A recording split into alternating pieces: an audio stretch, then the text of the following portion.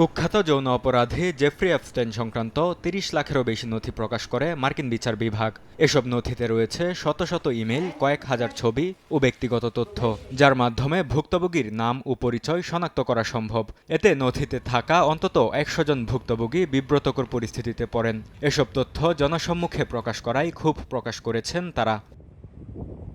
ভুক্তভোগীদের দুজন আইনজীবী নিউ ইয়র্কের একটি ফেডারেল বিচারকের কাছে ব্যক্তিগত নথি সরানোর জন্য আবেদন করেন। এরই মধ্যে বিচার বিভাগের ওয়েবসাইট থেকে সরিয়ে নেওয়া হয়েছে কয়েক হাজার নথি। যাচাই বাছাই শেষে আরও কিছু নথি সরানো হতে পারে বলে জানিয়েছে যুক্তরাষ্ট্রের বিচার বিভাগ।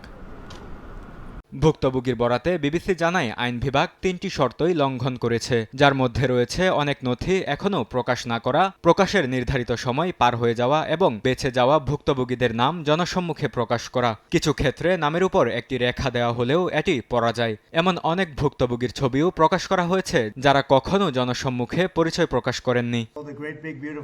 এপস্টাইন প্রসঙ্গে সাংবাদিকদের সঙ্গে কথা বলার সময় মেজাজ হারিয়ে ফেলেন মার্কিন প্রেসিডেন্ট ডোনাল্ড ট্রাম্প। হোয়াইট হাউসে সিএনএনের এক রিপোর্টারকে কড়া ভাষায় আক্রমণ করেন তিনি।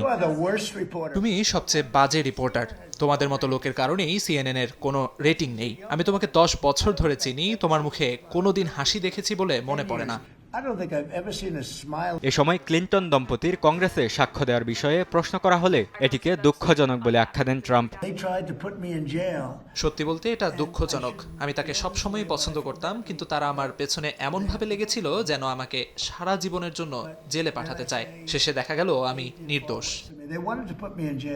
অন্যদিকে এপস্টাইন কাণ্ডে বিতর্কের মুখে পড়েছেন যুক্তরাজ্যের প্রভাবশালী রাজনীতিক লর্ড পিটার মেন্ডেলসন। জেফ্রি এপস্টাইনের কাছে গোপন সরকারি তথ্য পাঠানোর অভিযোগ উঠেছে তার বিরুদ্ধে। ২০০৯ সালে ব্যবসা সচিব থাকাকালে এপস্টাইনের কাছে মার্কেট সংবেদনশীল তথ্য পাঠাতেন তিনি। এছাড়া ইউরোপীয় ইউনিয়নের বড় বেইলআউটের আগাম তথ্যও পাঠিয়েছেন এপস্টাইনের কাছে। মার্কিন বিচার বিভাগ প্রকাশিত ইমেইলে উঠে আসে এসব তথ্য। এরই মধ্যে মেন্ডেলসনের বিরুদ্ধে ফৌজদারি তদন্ত শুরু করেছে লন্ডন মেট্রোপলিটন পুলিশ। তদন্তে পুলিশকে সব ধরনের সহায়তা করার কথা জানিয়েছে ব্রিটিশ সরকার। বরকতুল্লাহ, সময় সংবাদ।